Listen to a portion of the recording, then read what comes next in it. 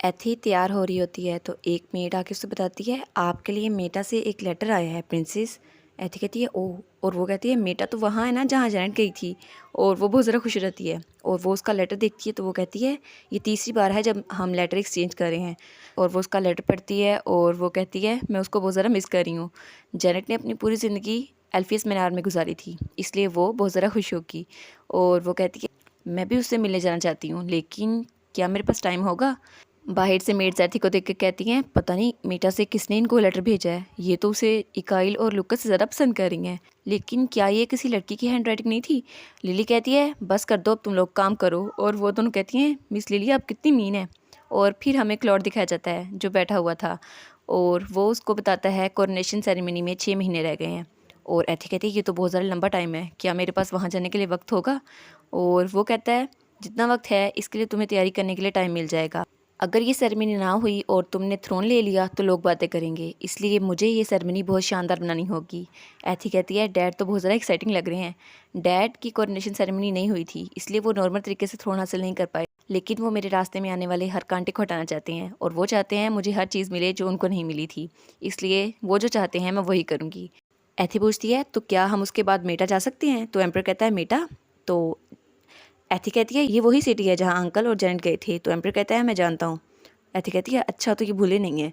और वो कहती है मुझे जेनेट से एक लेटर मिला था, तो वो कहता है एक लेटर, तो वो कहती है हाँ उसने मुझे कहा था कि मैं उससे मिलने आऊँ। वो कहता है इसके अलावा कुछ नहीं कहा। एथी कहती है उसके अलावा। वो कहती है हाँ सच, उसने बताया था अंकल भी बहुत अच्छे हैं, वो भी ठीक है। तो एम्पर कहता है इसका मतलब वो मरा नहीं। एथी कहती है आपने खुद ही तो उनकी जान बख्शी थी। और ये फिर से वही बात कर रहे हैं, मेड्स इसी बारे में बात कर रही थी। तो वो कहता है ठीक है तुम जा सकती हो। एथी बहुत ज़रा खुश रहती है। एथी सोचती है जब से डैड मॉम से मिलकर वापस आए हैं वो बहुत ज़रा कंपोज हो गए हैं। पहले तो वो काउच पे सो जाया करते थे लेकिन अब वो ऐसा नहीं करते। मुझे बहुत ज़्यादा खुशी है कि उन्होंने अंकल के बारे में इतना कैजुअली पूछ लिया और ये बहुत ज़्यादा सरप्राइजिंग है कि उन्होंने अप्रूव कर दिया। तो एम्पर कहता है ये पहली बार होगा जब मैं तुम्हारे साथ महल से बाहर जाऊँगा। एथी कहती है डैड आप भी आ रहे हैं। तो एम्पर कहता है तुम्हें क्या लगा था मैं उस डेंजरस जगह पे तुम्हें अकेले भेज दूंगा। एथी कहती है नहीं वो डेंजरस तो नहीं है, वैसे भी आप एम्पर हैं, ऐसे ही तो महल से बाहर नहीं जा सकते। तो एम्पर कहता है सीक्रेटली ट्रैवल करना इतना बुरा नहीं है और वैसे भी कुछ ज़्यादा दूर नहीं है। एथी कहती है मेरे पास मैजिकल पावर्स है तो मैं जा सकती हूँ। तो एम्पर उसे आंखों से घूर के कहता है तुम नहीं चाहती मैं तुम्हारे साथ चलूँ। एथी कहती है नहीं नहीं हम साथ चलेंगे, शायद ये ज़्यादा ही ओवर प्रोटेक्टेड हो रहे हैं, लेकिन कितना अच्छा होगा मैं डैड के साथ ट्रिप पे जाऊँगी। फिर सीन चेंज होता है और लुकस दिखा जाता है। लुकस कहता है तुम्हारा काम कब ख़त्म होगा। एथी कहती है पता नहीं। तो लुकस कहता है तुम किसी और को नहीं ये काम दे सकती, वैसे भी एम्पीरियल फैमिली के लोग ऐसे ही तो करते हैं, अपना काम दूसरों को दे देते हैं और खुद ऐश करते हैं। एथी कहती है नहीं मैं ऐसा नहीं कर सकती, वैसे भी डैड मुझे सिखा रहे हैं। लुकस सोचता है ये अपना काम दूसरों को क्यों नहीं देती, ये इतनी डिलीजेंट क्यों है।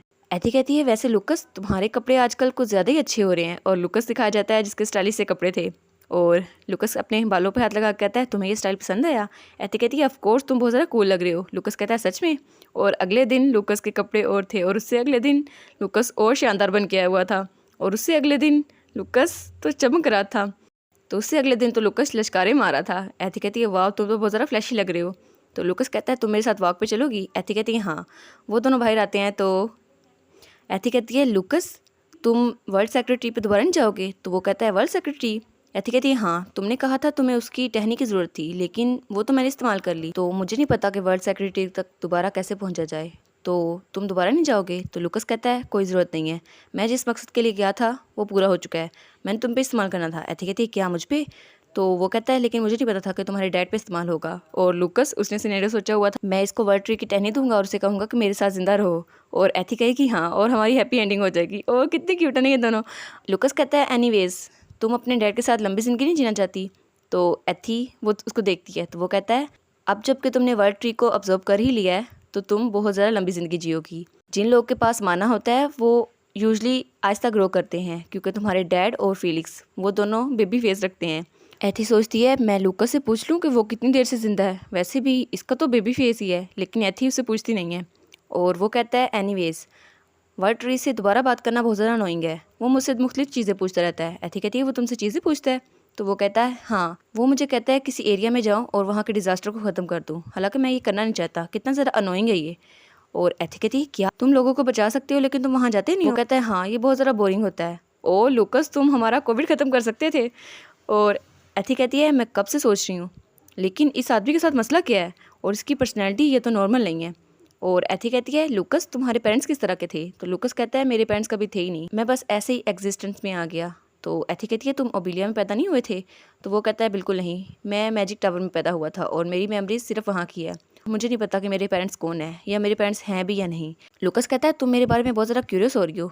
तो एथी कहती है हाँ, ये बहुत ज़्यादा क्यूरियसिटी वाला सवाल है, क्योंकि ऐसा लग रहा है मैं दुनिया के बहुत ज़्यादा राजों में से एक राज पता कर रही हूँ। एथी कहती है लेकिन तुमने ओबिलिया को प्रोटेक्ट क्यों किया? तो वो कहता है मैं बस यहाँ पर रह रहा था, एम्पीरियल फैमिली बहुत बदतमीज़ थी इसलिए मैंने कैपिटल को उड़ा दिया, और बाकी लोग वो मेरे साथ अच्छे थे इसलिए मैंने उनके साथ कॉन्ट्रैक्ट किया और उनकी हिफाजत की। एथी कहती है वाह, तुमने तो अपनी लाइफ बहुत अच्छे से गुजारी है। और लूकस वो अपने गले को कुछ करता है। एथी कहती है क्या हुआ? तो वो कहता है ये चीज़ ऐसा लग रहा है मेरा गला घूंट रहा है, इसको उतार क्यों नहीं देता? और लोग ऐसी चीज़ें पहनते क्यों हैं? एथी कहती है रुको, इसको मैं ठीक कर देती हूँ, तुम ख़राब कर दोगे। और एथी वो चीज़ ठीक करने लगती है और वो कहती है ठीक है, इसे मैं तुम्हारे लेवल पे लगा देती हूँ। एथी वो ठीक कर रही थी और लूकस उसको देख रहा था। वाह, ये तो मैरिड कपल लग रहे हैं। लूकस एथी को देखता है और एथी लूकस को देखती है, और एथी उसका रिबन पकड़ती है और पीछे रहती है और कहती है तुम किस चीज़ को घूर रहे हो? तो लूकस उसको देखकर कहता है तुम्हें मेरे लंबे बाल पसंद है ना? एथी कहती है क्या? और वो पीछे रहती है। एथी कहती है ये अब तुम अचानक ऐसी बातें क्यों कर रहे हो? तो वो कहता है या फिर मेरा चेहरा है जो तुम्हें पसंद है। और एथी उसका मुंह लाल हो चुका था। एथी कहती है तुम्हारा वहम है ये। एथी कहती है ऐसी अजीब बातें करना बंद करो और काम पे लगो, मैं बहुत ज़्यादा बिजी हूँ। तो वो कहता है मेरा रिबन। तो एथी उसकी तरफ रिबन फेंकती है और लूकस उसे पकड़ लेता है और वो उसके पीछे आ रहा होता है। एथी कहती है क्या तुम मेरा पीछा क्यों कर रहे हो? तो वो उसको रिबन देकर कहता है यहाँ पे कोई मिरर नहीं है तो इसे मेरे लिए बांध दो। और एथी उसका मुंह लाल था और वो उसके करीब आकर उसका रिबन बांधती है। एथी कहती है ये एक्सक्यूज़ क्यों कर रहा है, इसको मैजिक के साथ क्यों नहीं ट्राई कर सकता था, वैसे भी मैं खुद क्यों कर रही हूँ ये। और वो उसका रिबन बांध देती है और कहती है आप खुश हो तुम? और लूकस कहता है हाँ मैं बहुत ज़्यादा खुश हूँ। और कितना खुश लग रहा था लूकस हमारा।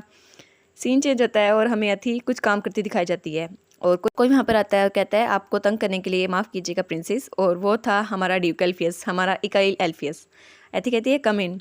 और वो वहाँ आके कहती है कि मुझे पिछले साल की रिपोर्ट की समझ नहीं आ रही। तो वो कहता है हाँ, इस बार जो हुआ इंपीरियल फैमिली में उसकी वजह से ये प्रॉपर्टी चेंज हो गई और वो सब इंपीरियल फैमिली के पास वापस आ गया। एथी कहती है अच्छा, इसलिए मुझे ये समझ नहीं आ रहा था। और वो कहती है मैंने एक मिस्टेक कर दी है, लेकिन डॉक्यूमेंटेशन को इंपीरियल फैमिली में ठीक करना ही होगा। इकाइल कहता है मुझे लगता है आप खुद को थका रही हैं, यहाँ पर इतनी जल्दी करने की कोई ज़रूरत नहीं है, ये आप आहिस्ता आहिस्ता भी कर सकती हैं। तो एथी कहती है मैं एम्पर की हेल्प करना चाहती थी। तो इकाइल कहता है आप कुछ वक्त मुझे दे सकती हैं? तो एथी कहती है हाँ, मुझे चाय पीने के लिए तो टाइम मिल ही जाएगा। और वो कहती है आप इस तरफ आएँ, और उनके सामने चाय पड़ी थी। एथी कहती है ड्यूक एल्फियस क्या आप किसी और कंट्री में गए हैं? तो इकाइल कहता है हाँ बिल्कुल, मैं पढ़ने के लिए बाहर गया था और वैसे भी मैं बहुत ज़्यादा ट्रिप्स करता रहता हूँ। इकाइल कहता है क्या आप मीटा जाने वाली हैं? तो वो कहती है हाँ, मैं कोरोनेशन सेरेमनी के बाद उनसे मिलने जाने वाली हूँ, जेनेट और अंकल से। और मुझे लगता है वो सिटी बहुत ज़्यादा अच्छी है और वहाँ स्मेल ऑफ ओशन बहुत ज़्यादा अच्छी है और वहाँ पे शिप्स बहुत ही प्यारी हैं और वहाँ का सामान बहुत ही ज़्यादा अच्छा है, ऐसा लगता है वो रोमांटिक पोर्ट सिटी है। और मैं महल से बाहर जाने के लिए बहुत ज़्यादा एक्साइटेड हूँ, मैं पहले कभी यहाँ से बाहर नहीं गई। इकाइल कहता है आप कभी बाहर नहीं गई? तो एथी कहती है हाँ। वो उसकी तरफ देखता है और कहता है मैं समझ गया, और मुस्कुराता है। तो वो कहता है इसका मतलब है आपने कभी महल से बाहर एक कदम भी नहीं निकाला? तो एथी कहती है बिल्कुल सही, और इस बात पे ये इतना जोर क्यों दे रहा है? तो वो कहता है ठीक है, तो मैं आपको किसी दिन एल्फियस मीनार में मिलाना चाहता हूँ। वैसे भी वो एमरल्ड पैलेस के मुकाबले में कुछ भी नहीं, लेकिन अगर आप एक बार वहाँ आएंगी तो बहुत ज़्यादा अच्छा होगा। और हमारे मैंशन के पीछे एक बहुत खूबसूरत फूलों का गार्डन है और मैं वहाँ बहुत सारा टाइम गुजारता हूँ, लेकिन कभी कभार आसमान से बहुत खूबसूरत चीज़ें वहाँ गिरती है। और एथी वो उसको देखती है। तो इकाइल कहता है क्या मैं आपको अनकंफर्टेबल कर रहा हूँ? एथी कहती है अगर तुम्हें पता है तो चुप हो जाओ। तो एथी कहती है नहीं, ऐसी कोई बात नहीं है। और वो स्माइल करते हुए कहता है ओ ये तो बहुत ज़्यादा अच्छी बात है, मुझे बहुत ज़्यादा अच्छा लगा ये सुनकर। एथी कहती है अगर यहाँ लूकस होता तो वो कहता मजाक करना बंद करो। और वो कहता है आप बहुत ज़्यादा मिस्चीवियस थी, जब से मैं बच्चा था मुझे लगा था हर चीज़ मेरे लिए तय की गई हुई है। एक वक्त पे तो मुझे लगा मेरी ज़िंदगी बहुत ज़्यादा बोर हो गई है, लेकिन तब अचानक मेरे पास एक छोटा सा सीक्रेट आया, वो सीक्रेट जो सिर्फ मेरा था। हालांकि मैंने कुछ गलत नहीं किया था, लेकिन मेरा दिल पहली बार इतनी तेज़ से धड़का था। और एथी कहती है क्या ये मेरी वजह से था? तो वो कहता है हाँ, तब वो हमारा पहला सीक्रेट था और मैं उस चीज़ को कभी नहीं भूल सकता। मैं कभी नहीं भूल सकता कि उस वक्त मेरा दिल क्यों धड़का था। और आप कितनी भी ग्रेशियस क्यों ना हो जाए, मैं अपने आप पे काबू नहीं रख सकता था। तो वो कहता है मुझे माफ़ कीजिएगा मेरी बदतमीज़ी के लिए। एथी कहती है नहीं कोई ज़रूरत नहीं है। एथी कहती है नहीं कोई बात नहीं, मुझे बुरा नहीं लगा। और एथी की सोचती है जैसे हालात चल रहे थे मैं तो भूल ही गई थी, लेकिन इकाइल वो तो हमेशा से मुझे पसंद करता था। और एथी कहती है नहीं मुझे गुस्सा नहीं आया। तो इकाइल कहता है थैंक यू प्रिंसेस। और एथी इसको देखती है तो वो शाइन करता है और एथी अपनी आंखें बंद कर लेती है। थोड़ी देर बाद सीन चेंज होता है और एथी एक सोफे पर बैठी थी। वो कहती है मैं तो इन दोनों के मुकाबले में कुछ नहीं सोच पा रही। शायद मैं गुड लुकिंग लोगों को पसंद करती हूँ। और वो फिलिक्स को देखती है और उसके साथ लिली थी। वो दोनों काम कर रहे थे और फिलिक्स कहता है आप ये मुझे रखने दें, और एथी कहती है फिलिक्स भी बहुत ज़्यादा हैंडसम है। और फिलिक्स उसकी बात सुन लेता है और उसका मुंह पूरा लाल हो चुका था। एथी कहती है ओ मैंने तो ऊंची आवाज़ में बोल दिया। वो कहती है माफ़ कीजिएगा फिलिक्स, और फिलिक्स उसका पूरा मुंह लाल हो चुका था। फिलिक्स कहता है थैंक यू, मैं बहुत ज़्यादा खुश हूँ ये बात सुनकर, लेकिन आप प्लीज़ मेजेस्टी के सामने ये बात ना कीजिएगा।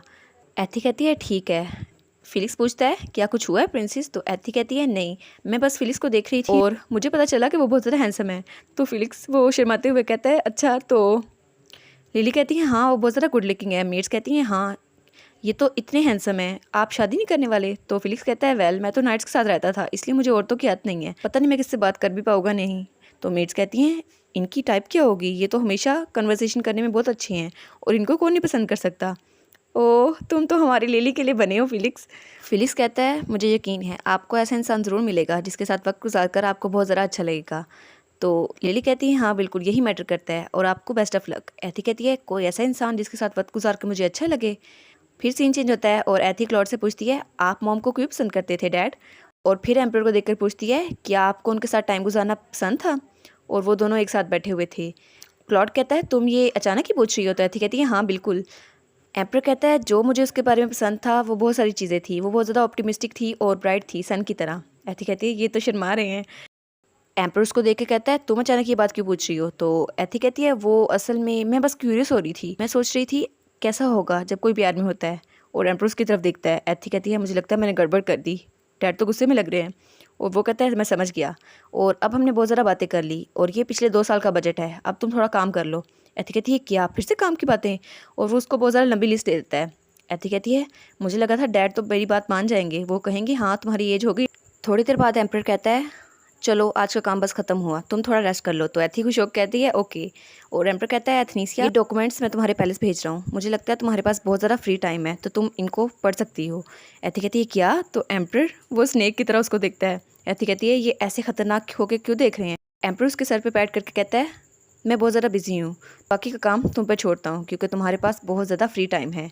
एथी कहती है ये शायद इसलिए है क्योंकि अभी मैंने उनको जो कहा उसकी वजह से, लेकिन ये इतनी बैड एनर्जी क्यों दे रहे हैं? एथी कहती है मुझे लगा था ये खुले दिमाग के होंगे, लेकिन ये तो हमेशा की तरह ओवर प्रोटेक्टिव है। ओ एथी वो तुम्हारे डैड हैं, ऑफ कोर्स वो ओवर प्रोटेक्टिव होंगे।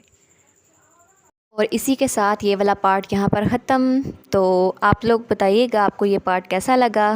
प्लीज़ लाइक करिएगा, कमेंट करिएगा और शेयर करिएगा। और जो न्यू व्यूवर्स हैं काइंडली वो चैनल को सब्सक्राइब कर दें।